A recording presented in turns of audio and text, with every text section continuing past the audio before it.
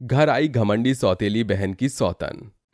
प्रिया, जो कि एक काली लड़की थी, सुई से कपड़े पर कढ़ाई कर रही थी। तभी पीछे से उसकी सौतेली माँ आकर सर पर मारती है।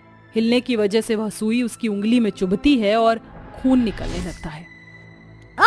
मम्मी, लग गई। ऐसे चिल्लाकर मेरे कान क्यों फाड़ रही है? क्या बोला था मैंने तुझसे? जल्दी से इसे करने के बाद मेरे और आशिका के लिए चॉकलेट शेक बना दे। अभी तक इसी में उलझी है। माँ, मैं कर तो रही हूँ। चुप रह कलूटन, अगर मुझसे जुबान लड़ाई ना तो तेरी जुबान खींच लूंगी। तभी आशिका उसका हाथ पकड़कर मोड़ देती है। जल्दी बता, मेरी ब्लैक शर्ट कहाँ है? मुझे रेडी होना है। तूने ही कपड़े धोए थे ना, तो मुझे मेरे कबर्ड में मिल क्यों नहीं रही है? जरूर इस कमबख्त ने चुरा ली होगी। आशिका मुझे छोड़ दे, बहुत दर्द हो रहा है। माँ, मैं सच बोल रही हूँ, मैंने आशिका की शर्ट नहीं ली। मैंने धोकर इसकी अलमारी में रखी थी। आशिका, मुझे दर्द हो रहा है। ठीक है, ले, छोड़ दिया। मुझे नहीं पता, कल लो माई, मेरे कपड़े लाकर मुझे दे। हाँ, लाती हूँ मैं। फिर प्रिया अपनी सौतेली बहन को उसके कपड़े ढूंढ कर दे देती है। दरअसल प्रिया की सौतेली माँ और बहन ने हमेशा उसके साथ बुरा बर्ताव किया था। बचपन से उसे मारा पीटा, उस पर अत्याचार किया। खाने के लिए फेवरेट चीज नहीं दी, जो आमतौर पर बाकी बच्चों को बचपन में मिलती है। साथ ही उसके काले रंग की वजह से उसकी सौतेली बहन आशिका, जो कि गोरी थी, वो उससे बहुत चिढ़ती थी। दोनों बहनों के बीच हमेशा कड़वाहट बनी रही है, जहां सिर्फ प्रिया को ही सफर करना पड़ता था। फिर निर्मला का पति अपनी दोनों बेटी की एक ही जगह शादी कर देता है, जहां प्रिया व्योम नाम के लड़के से शादी करती है और आशिका देवर रणवीर से शादी करती है। आओ आओ मेरी दोनों बहू, आओ। ये काली बहुरिया, अरे थोड़ा बचपन में लाली लिपस्टिक लगा लेती तो आज तेरा चेहरा भी खिला हुआ होता। काली कोयली कहीं की। चल दाई पैर से कलश गिरा, फिर आशिका बहू तू करना। जी माँ जी। फिर दोनों बहू गृह प्रवेश करके घर के अंदर आ जाती हैं, जहां दोनों बहू की अपने पतियों के साथ अंगूठी ढूंढने की रस्म होती है। देखना माँ जी, इस रस्म को तो आपकी गोरी बहू ही जीतेगी, यानी कि मैं। हाँ बहू, तू ही जीतेगी। अब व्योम बेटा, तुझे इस काली बहू से जीतना है। मैं नहीं चाहती कि ये कल्लोमाई जिंदगी भर तुझे गुलाम बनाकर रखे। माँ जी, ये आप क्या कह रही हैं? धर्म पत्नी की जगह तो वैसे भी पति के चरणों में होती है। हाँ चुप कर, बैंगन कहीं की। माँ, अगर मैं ये रस्म जीत भी जाऊं तो क्या फर्क पड़ता है? मैं अपना दिल तो प्रिया पर हार चुका हूँ। अरे ये काली बहुरिया आई नहीं कि तू इसकी जुबान बोलने लगा। माँ, सब अच्छा तो है, खराबी क्या है? आप प्रिया को प्लीज काला मत बोला करिए। हाँ माँ, भाभी अच्छी ही हैं। रणबीर, भूलो मत, मैं यहीं पर हूँ। माँ जी, आप जल्दी से रस्म करवा दीजिए, मुझे आराम करना है। इसके बाद चारों बहू बेटे अंगूठी की रस्म को खेलते हैं, जिसमें आशिका और व्योम जीत जाते हैं। फिर सब अपने कमरे में जाकर आराम करते हैं। अगले दिन आशिका फुल मेकअप करके, मॉडल ब्लाउज पहनकर और साड़ी में तैयार होकर आ जाती है। वहीं काली बहुरिया प्रिया भी जल्दी उठकर पूजा पाठ करके, सफाई करके पहली रसोई का खाना तैयार कर देती है और अपनी बहन से कहती है, आशिका, तुमने पहली रसोई की रस्म नहीं की, तुम्हें भी कुछ बनाना चाहिए, वरना माँ जी कहेंगी। अच्छा, मैं क्यों ये फालतू के काम करूं? तुम हो ना ये नौकरानी का काम करने के लिए। माँ जी मुझे कुछ नहीं कहेंगी। बिल्कुल ठीक कहा, मेरी गोरी बहू घर के एक काम को हाथ नहीं लगाएगी। और सुन प्रिया, जो भी मेरी बहू बोलेगी उसे सब लाकर देगी तू। सारा काम तू ही करेगी। कलूटन कहीं की, किसी काम वाली बाई से कम थोड़ी है तू। ठीक है माँ जी, मैं सारा काम कर दूंगी। घमंडी सास और प्रिया की बात सुनकर काली बहू पहले ही दिन से ससुराल की जिम्मेदारी निभाना शुरू कर देती है। जब मनचाहा गोरी बहू और सास उसे एक टांग पर बुलाकर काम करवाया करते थे, चाहे प्रिया थक ही क्यों ना रही हो। वहीं प्रिया का पति व्योम उसे बहुत प्यार करता था। एक बार वो प्रिया के लिए गजरा लेकर आता है और उसके बालों में लगा देता है। उनके कमरे से जाते वक्त रणवीर देख लेता है। भैया अपनी काली पत्नी के साथ कितना खुश हैं, और एक मैं जो गोरी बीवी होने के बाद भी परेशान सा रहता हूँ। चलो मैडम से बात करने की कोशिश करता हूँ आज। ये कहकर रणबीर अपने कमरे में जाकर मिरर के सामने मेकअप करती हुई आशिका को पकड़ लेता है। रणबीर के पकड़ने से आशिका चिढ़कर कहती है, अरे पागल वागल हो क्या रणबीर, दिखाई नहीं देता मैं मेकअप कर रही हूँ? फालतू की हरकत करना बंद करो। आशिका, हम पति पत्नी हैं। जब देखो तुम मुझे खुद से दूर करती हो। कभी तो प्यार से बात किया करो। भैया भाभी कितने खुश हैं और तुम हमेशा मेकअप करती हो। रात में मेकअप करने की क्या जरूरत है? देखो, मैं सुंदर हूँ और हमेशा सुंदर लगना चाहती हूँ। क्या हो गया अगर मैं रात को मेकअप कर रही हूँ? मुझे ये करना बहुत पसंद है।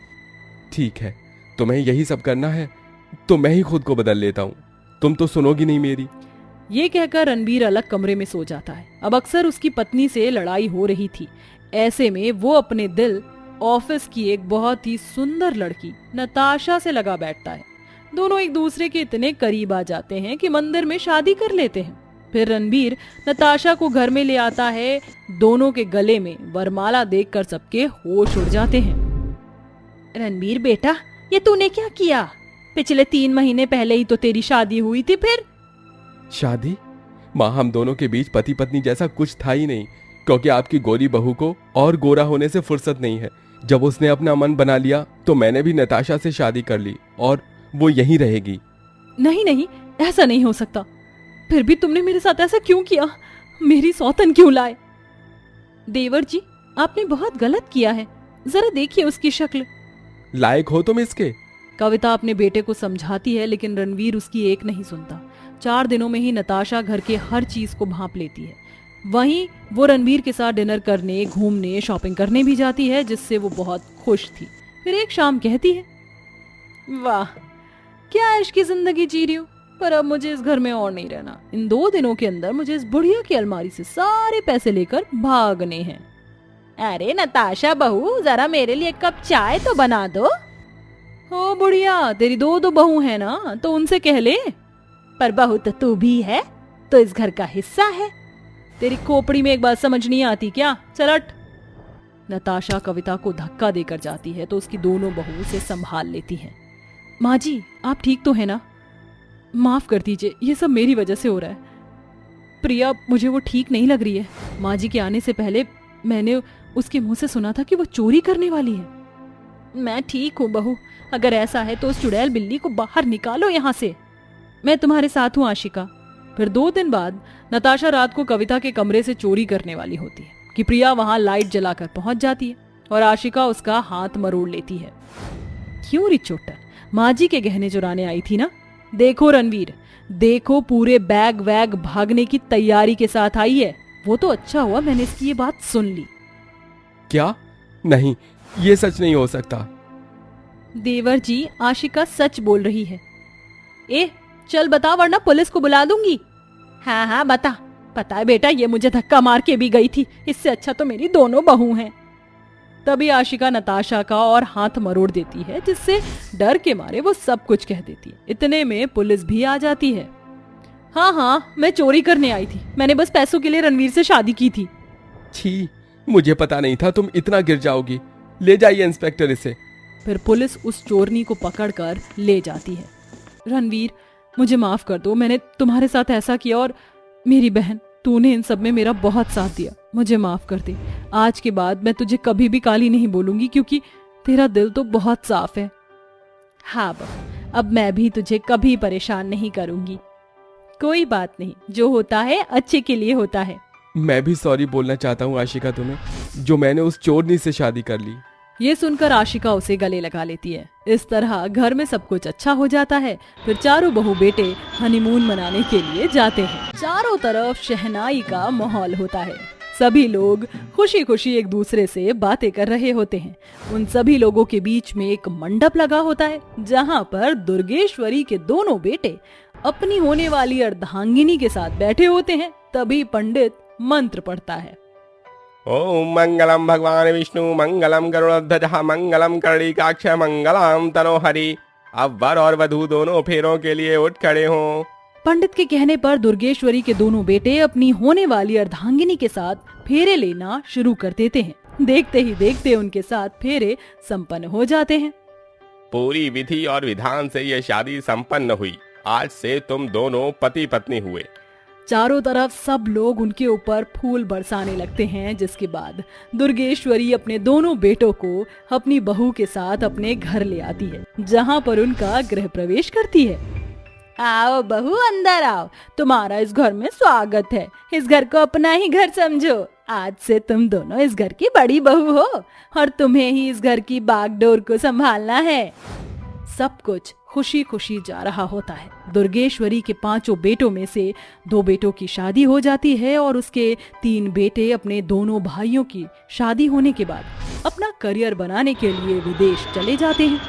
परिवार अभी तक तो हंसी खुशी चल रहा होता है। दुर्गेश्वरी की दोनों बहुएं बहुत समझदार और खाना बनाने में परफेक्ट होती हैं। वह अपने स्वादिष्ट खाने से घर में सभी का दिल जीत लेती हैं।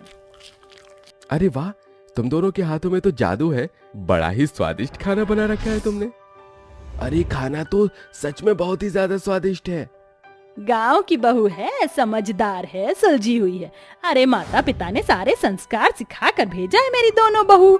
मुझे यूं ही थोड़ी मुझे पसंद आ गई थी। दुर्गेश्वरी ऐसा कहकर अपनी ही बड़ाई करने लगती है, लेकिन इस बात से उसकी दोनों बड़ी बहुओं को कोई फर्क नहीं पड़ता है और वो घर को हमेशा अपना समझकर अच्छे से चलाती और सबके साथ खुशी खुशी रहती। ऐसे ही धीरे धीरे उन्हें कुछ समय बीत जाता है। वहीं अब दुर्गेश्वरी के 3 छोटे बेटे नुपुर, चिराग और आतिश को विदेश गए हुए काफी समय हो जाता है। मेरे तीनों नालायक बेटों को अपनी माँ की जरा भी फिक्र नहीं है। जब से विदेश गए हैं एक बार भी कॉल नहीं किया है। परवीन, अपने छोटे भाइयों को जरा कॉल तो मिला। मैं भी तो देखूं, उन्हें अपनी माँ की याद भी नहीं आती है।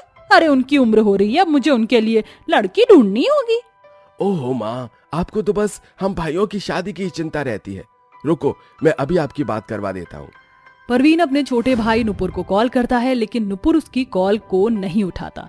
तभी उन्हें दरवाजे पर दस्तक मिलती है।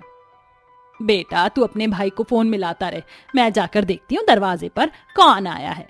दुर्गेश्वरी जैसे ही दरवाजा खोलती है, उसके सामने उसके 3 छोटे बेटे और उनकी विदेशी बहू छोटे कपड़ों में खड़ी होती है। तुम तीनों को तो मैं जानती हूँ, लेकिन ये तीनों लड़कियाँ कौन है? ऊपर से इन्होंने इतने वाहियात कपड़े क्यों पहने हैं?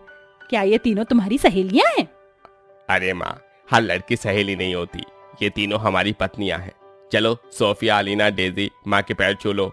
आतिश के कहने पर अलीना, सोफिया और डेजी तीनों दुर्गेश्वरी के पैर छूने लगती हैं।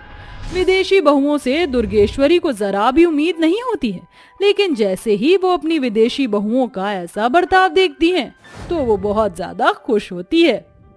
अरे वाह, विलायती में देसी का तड़का लगता है। मेरी चॉइस बहुत अच्छे से पता है तुम्हें। चलो अपनी पत्नियों को घर के अंदर ले आओ, इनका इस घर के अंदर स्वागत है। मैं बाकी माओ की तरह नहीं हूँ जो लव मैरिज के खिलाफ हो जाएं। दुर्गेश्वरी के 3 बेटे घर के अंदर आ जाते हैं, जिसके बाद दुर्गेश्वरी अपनी 3 बहू को देख रही होती।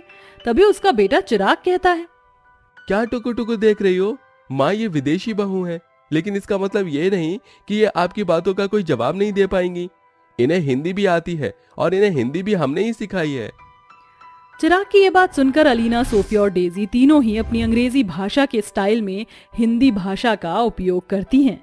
नमस्ते माँ जी, आप अगर चाहो तो हम तीनों आपके लिए खाना भी बना सकते हैं। माँ जी, आप हमारे हाथों का बना हुआ खाना खाने के लिए बेताब तो बहुत होंगी। अगर आपकी परमिशन हो तो हम रसोई में जाकर अपनी पहली रसोई की रस्म पूरी कर लें। अरे वाह वाह वाह, सर्वगुण संपन्न, तुम तीनों बहुत सुंदर और सुशील लग रही हो।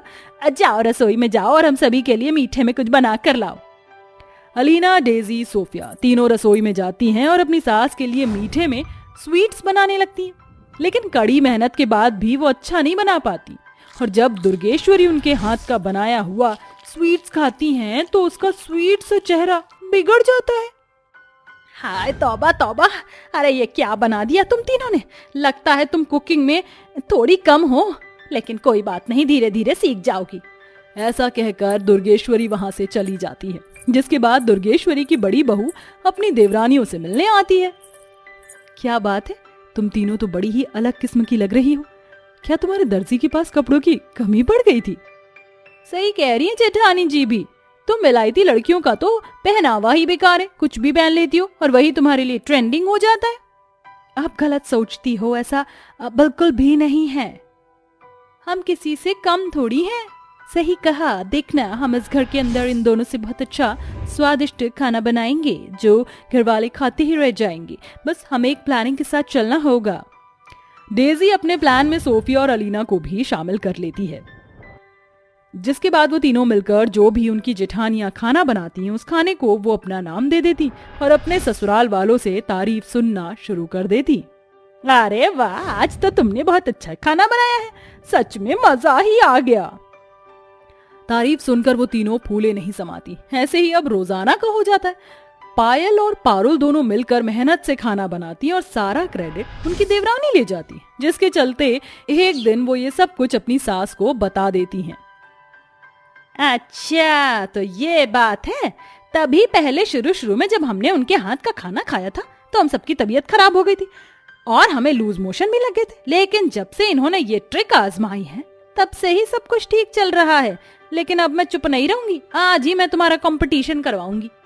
दुर्गेश्वरी एक तरफ अपनी तीनों विदेशी बहुओं से खाना बनवाती है तो दूसरी तरफ अपनी देसी बहुओं से खाना बनवाती है, जिसके चलते उसकी दोनों देसी बहू अच्छा और स्वादिष्ट खाना बनाती है और उसकी विदेशी बहू बहुत ज्यादा बकवास खाना बनाती है।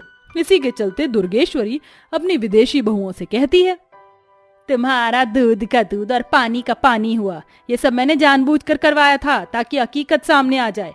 देखो, झूठी तारीफ से अच्छा तब लगता है जब हमारी मेहनत की हुई तारीफ हमें मिल रही हो। बात तुम्हारे हाथों के खाने की हो तो देखो, अगर कोई चीज नहीं आती तो उसे सीखना चाहिए, सीख कर ही इंसान आगे बढ़ता है। दुर्गेश्वरी की बात उसकी तीनों विदेशी बहू बहुत अच्छे से समझ जाती हैं, जिसके चलते वो अपनी जेठानी और अपने ससुराल में सभी से माफी मांगती हैं। जिसके बाद उनकी जेठानियां अच्छा खाना बनाना सिखाती हैं और वो अब अपने ससुराल में खुशी खुशी रहने लगती हैं।